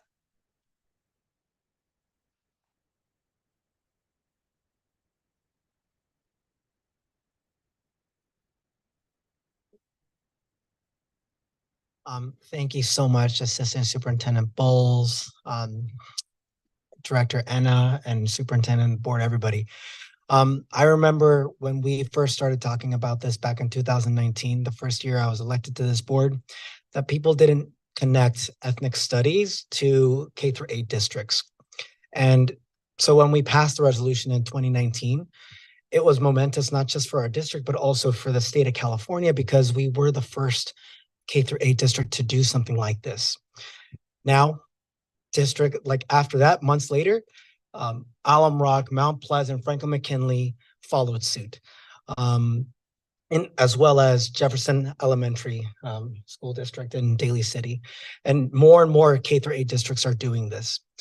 While at the same time, more and more K-8 districts are afraid of terms like social justice, ethnic studies. They're afraid of even terms like equity, which have become dirty words in many places. And I think that one of the most important roles of this board, of any board, is to enforce the values of the district so that teachers like Gabriel and others can always teach without fear, and know that if there ever is an email that comes out and says, why are you teaching my kid about race? You forward that email to the board members and we'll take care of that. And so then that's just a rare thing, because a lot of districts, it's just not a possibility. But in this district, it's different.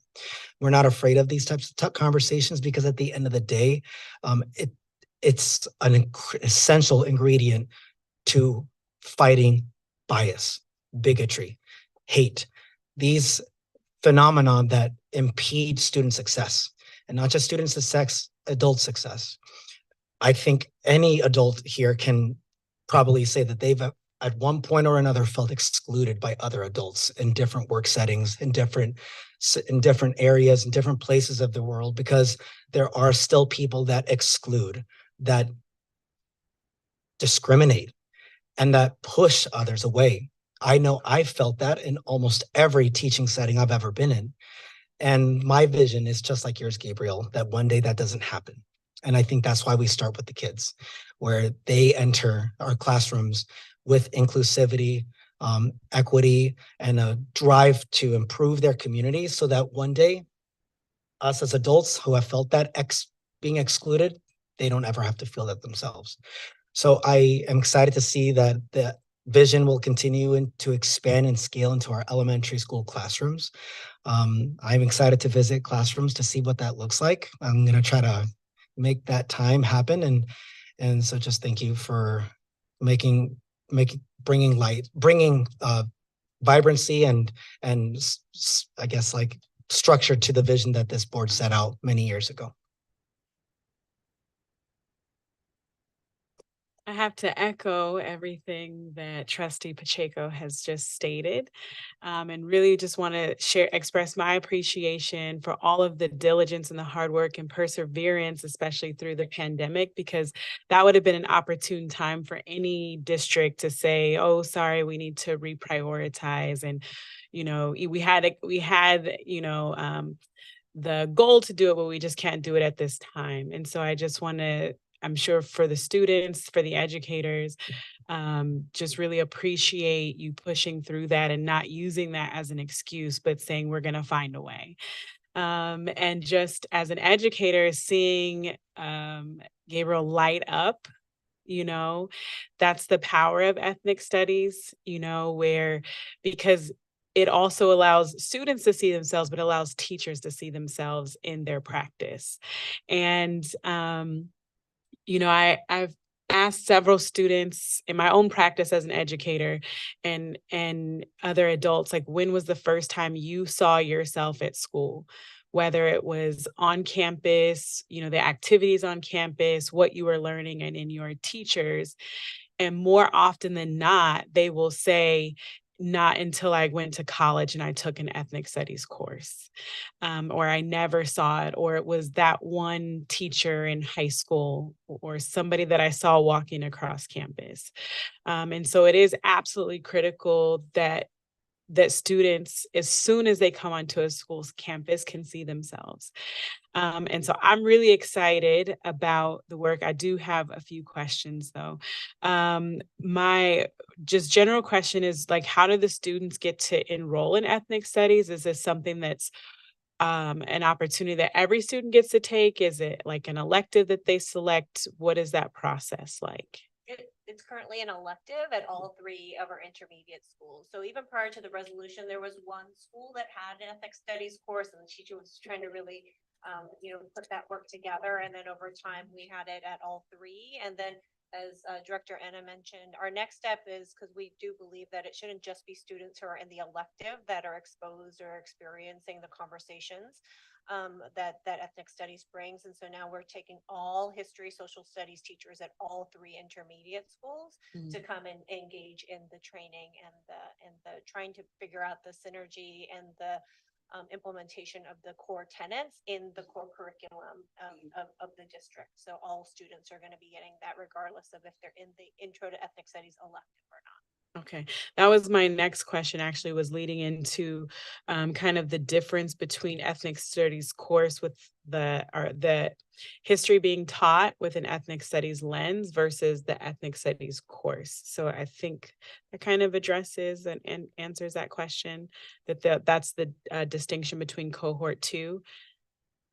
Yeah, so in the history social science classes, they follow the state standards and the curriculum. So the ethnic studies class isn't necessarily tied to those standards. So it's all counter story. It's all what might be missing from the curriculum or expanding on the stories of the marginalized folks in our community and in the classroom. And it's really about the students and their lived experiences. So they get to veer from the traditional curriculum and go deep into some of these other areas of content. Yeah. And if I think that I'm not incorrect in saying, so we have a history social studies teachers. I think that all the three middle schools are the Intro to Ethnic Studies teachers. Yep. Yes, Jennifer LaPena is a history social studies teacher, and then Gabe is a history social studies teacher, and then Sarah Chan is as well. So the nice thing is that they'll be able to, because they're going to teach both, and they'll be able to be that bridge to their colleagues as they're coming on into the training and bringing them up to speed on those foundational tenets of ethnic studies as well. Okay, awesome. I have a couple more. Do you want me to take a break? So thank you. The other thing is, I also wanted to just really appreciate the differentiating between multicultural studies and ethnic studies, because that's one of the things that folks with good intentions seek out to teach ethnic studies, and it ends up becoming a multicultural class and just kind of this all-inclusive of marginalized groups. And I noticed in the intro, it starts off with the emphasis and the focus on the 4 ethnic groups, and then it starts adding the other, like, all other marginalized groups. So I just was curious how that intro was developed. So you want to speak to this? Yeah, come on. So can you rephrase your question again? Yeah, no problem. I just, that you made a very clear distinction between, the need to address systems of power and it, not becoming a multicultural course, but sticking to ethnic studies, right? Which is centering race, right? And the first person experiences of people of color. And then in the intro, it says the emphasis will be on, and then it lists the different ethnic groups. And then it says the LGBTQ plus community and other marginalized groups. So that can start to, we start with race, but that doesn't negate, we all have, different ways in which we identify. And so there's a point of intersectionality where we can discuss, right, like between class and gender and sexual orientation and all of those things. But I just was curious, my question was, because I was like, wait, you said there's a distinction between multicultural, but then there's this like catch-all for this. So I just was curious how the intro to ethnic studies was developed. So I think when you're like we're touching on that intersectionality, like that's what we want to cover. And then we're looking at like the reason why we wrote the curriculum is because we want it to be a reflection of our community. So everything that we do is we're looking at who's in our community. Those are the groups that we're talking about, and we're showing, the students have to understand like the majority of the course, because this is an intro course, is really building community, building identity, understanding really hardcore subjects of what is race, what are the 4 eyes of oppression, what is oppression, like really digging deep into all that before we even talk about, the groups that we want to cover and talk about. So that's what's going on like right now in my class. I'm just about to get into, the groups and, learning all the vocabulary, like students have to understand these things. And I think that's why it's so impactful. And a lot of them came and talked because they understood things now. They gained empathy because they learned about the struggles. They learned about the groups resisting. They learned about the outcomes, right? They just didn't learn about all the bad stuff, but what was the positives that came out of this? What did these groups do, in the end? And, the students understand that and understood it because they don't get that very often, right? And so that's really what the intro class is about, is getting them to understand those foundations and then moving on to the different groups and understanding the different groups and their struggles. And did that answer your question? Yes. Okay. Yes. Thank you. I appreciate it. My last question is, when is the next student panel and can we be invited? So I was thinking about that because I was sitting back there and I was like, yeah, it's hard to get students to a board meeting, but I would totally welcome anybody to come into my classroom and talk to my students. Like I said, last year I had just a huge amount of volunteers that wanted to go and talk, and you can ask them questions and they're truthful. Like, they can't hide. They're not good at hiding anything. 13, 14-year-olds are not good at really hiding how they feel and how they see things. And so it's really interesting to hear what they have to say. And I totally welcome like anyone to come. If we could get a panel together, I would love to get students, if we could be on campus because the students are there. I think that's part of the hard part of getting them to come to like somewhere else. But definitely if we could set that up, I'm full for it. And I think, if I may add, Trustee Pacheco alluded to the fact that our district has really blazed the trail of this work. And so we get lots of requests actually from other districts that they come and visit and want to learn from us. And so that's how we hosted this panel, is when we had the other intermediate schools come, and we've had some other districts who've shown some interest. I think actually we got connected to another district just recently from Board Member Pacheco. So as we have those opportunities to kind of just share our journey and our story, we can try to see what we can do to incorporate some more of that student voice in panels. And if we do so, we'll be sure to invite the board to those well in advance so that you can schedule it to be with us. Just as recently today, we got another district interested in. One quick question, the Learning for Justice, social justice standards, are those, what's the relationship between this district and those standards and also this program? I want to speak to the development in this coursework, and then I can also tie it into how we do it with our SEAL unit development days and how we use those as anchor standards as well. Yeah, so the units that they've developed, they connect it to not just history, social studies standards, but they also have language arts standards. They have the social justice standards. They've listed out all of the connections across the content areas. So they look, and there's a foundation there from the social justice standards from Learning for Justice. Question for superintendent. Would it be, I know that sometimes boards can adopt standards formally and to make it, hey, let's make it a true part of the fabric of the district. Has the board ever adopted the social justice standards from Learning for Justice? Yeah. No.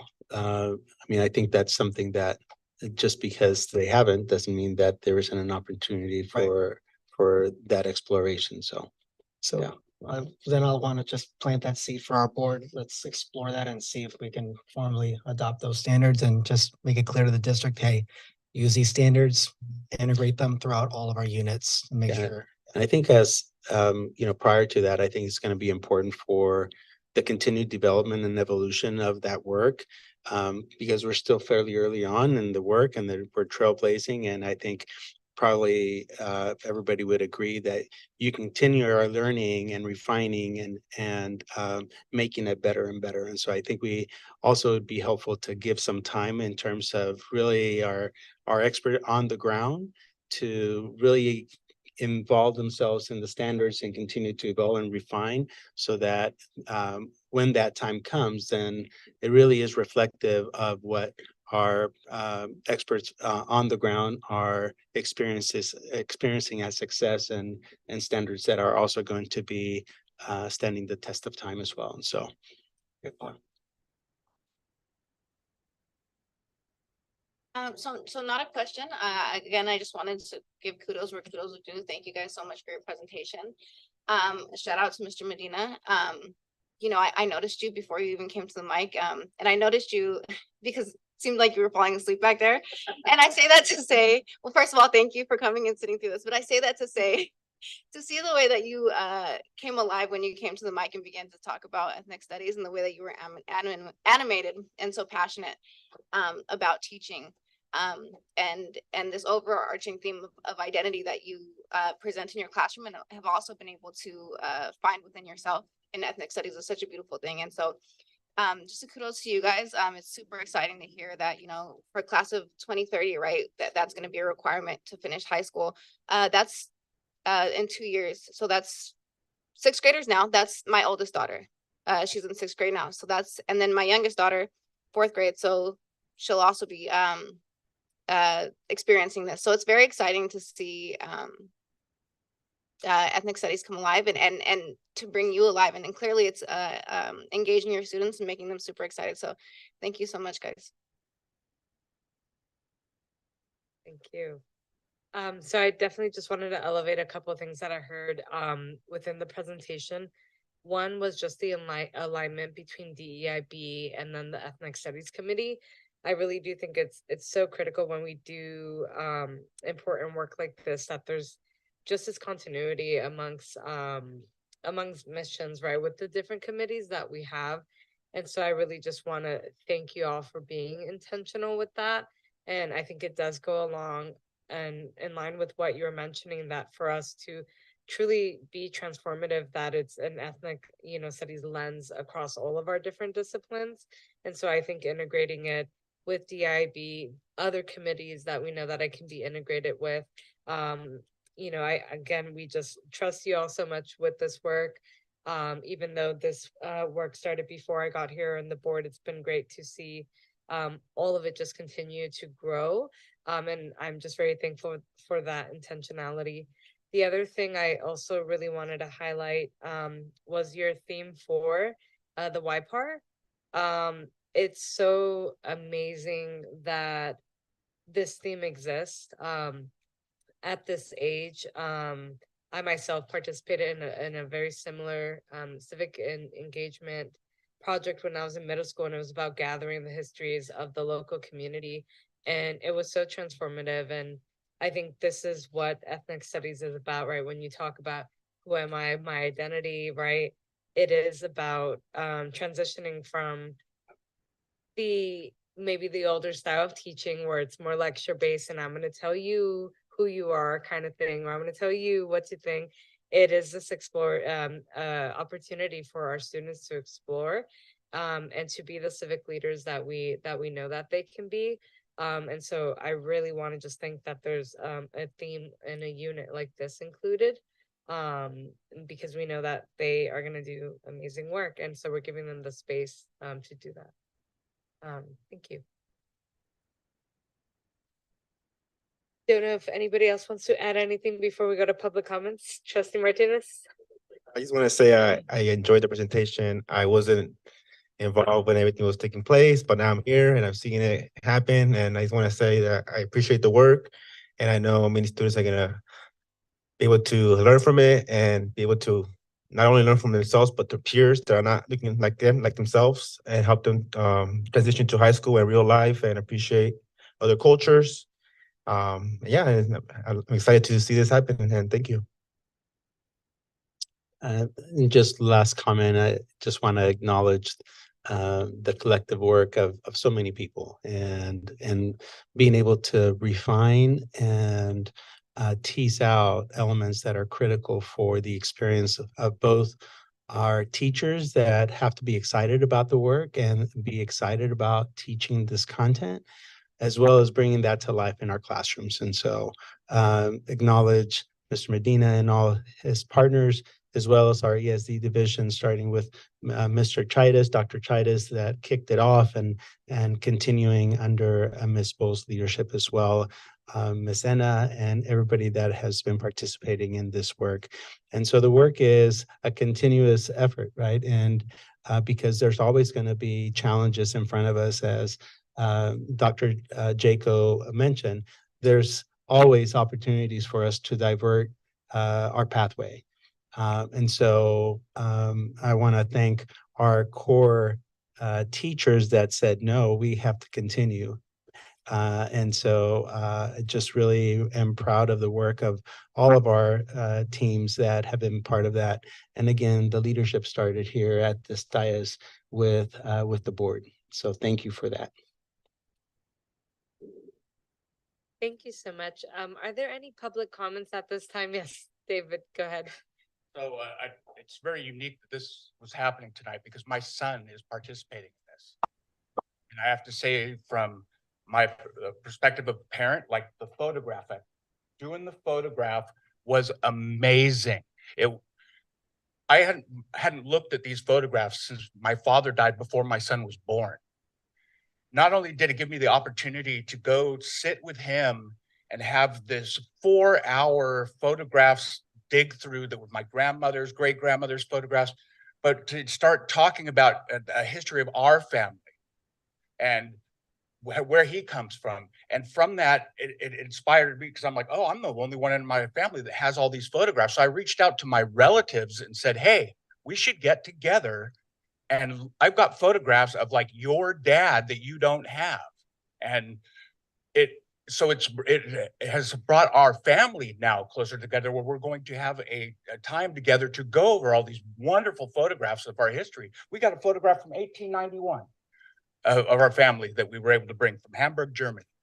And the one thing I really have to say about this class is that it is inclusive. My son does not feel alienated because he is white. He does not feel guilty for what has happened. He feels empathy, and he feels like a sense of commitment to make sure stuff like this never happens again, that we are inclusive, that he gets that he's a part of how change can happen. And the enthusiasm that you brought to this microphone comes through in the coursework. Like following along as my son has been going through this, it is a beautiful experience. It is a journey these kids are going on, and it's about them. It's not just about the issues that it's covering. It's about them as individuals and coming together and understanding what happened. So this is an incredible program. Any district that wants information about it, dump it on their laps as fast as you can, because this is how we make the world a better place. These are the kinds of things that are happening here that are incredible, and we should be incredibly proud of, because it brings us together. It's a beautiful thing. Thank you very much. Thank you, David. Are there any public comments online? Victoria Ariola. Go ahead, Victoria. Hi, everyone. Here again. And I just wanted to express one correction. I did say measure E instead of measure P for the notes. And in addition to that, I'm really grateful to be here today and learning more about the edX Studies program. And just wanted to express how amazing it is to see the programs that program that is being implemented. And I agree with you all in terms of providing that inclusion and learning about justice and civil rights. One thing I do like to recommend, because I am an advocate for disabilities justice, that maybe perhaps in the future curriculum that could be also implemented as that is part of the piece of EID and belonging.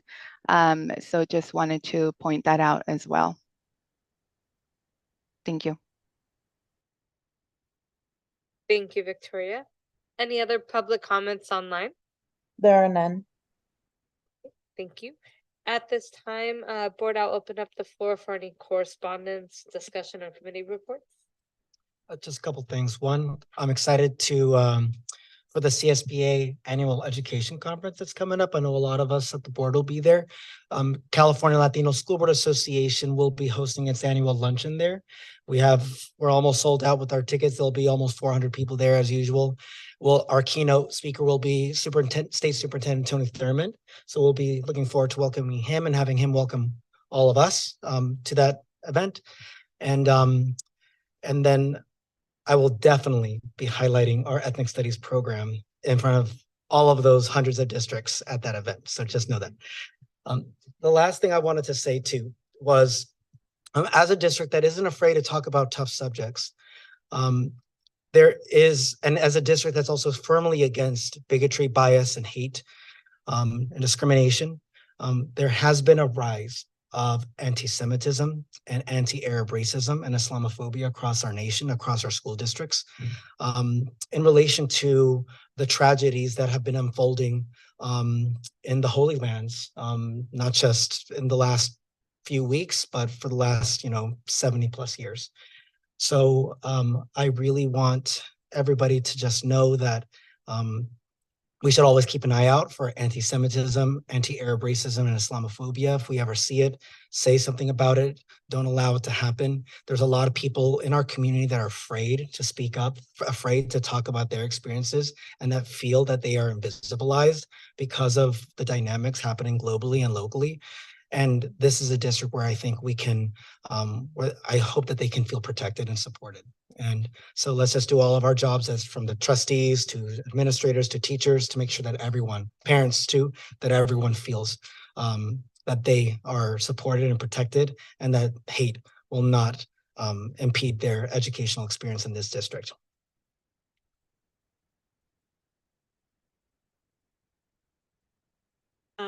I just wanted to, again, echo Trustee Pacheco's sentiments, but also just kind of share, I had the opportunity, just being on the Santa Clara County School Board Association committee, just being able to attend their fall dinner alongside Trustee, thank you. It's been a long night for all of us, long day for all of us, and Superintendent Monzo. It was really awesome just to be able to hear. They also had a panel of students to talk about really, environmental justice. How can we be more sustainable in our schools, global warming, things of that nature. And I mean, the students were absolutely mind-blowing and phenomenal. You talk about bright young people that we all, we're all adults and educators, and we kind of come into the room like, I'm going to teach you, but it really was an opportunity to be a student and learn from them. And so they had just amazing ideas, leading activists in their areas and at their schools. And I hope that we would consider, inviting them or finding a way to connect with them, having them meet with our educators and students, and just, ways that we can be more, find ways to be more sustainable, to be more green here within the district. I'm also looking forward to attending CSBA. And I will be at the luncheon. And looking forward to our continued work. Circling back really quickly, with Santa Clara, one of the issues that has come up actually has to do with ethnic studies, right? And the fear that is going around what this work looks like and what it means, and that it can be divisive. And so I also just want to just say one more time and really underscore how important and how critical the work that we are doing within the district around ethnic studies is, and how we are leading within the county, especially as there's this rise of fear, right, around what curriculum is and the need for book banning and things of this nature. And so I just think that is important for us to continue to do that work, and how important it is, Mr. Medina, for everything that you do every single day. So thank you. All right. Thank you, everyone. At this time, I'll now open up the floor for a motion and second to adjourn the meeting. I move to adjourn. A second. All those in favor? Aye. All those opposed? Hearing none, the regular board meeting on November 16th, 2023 is adjourned at 8:14 p.m. Thank you.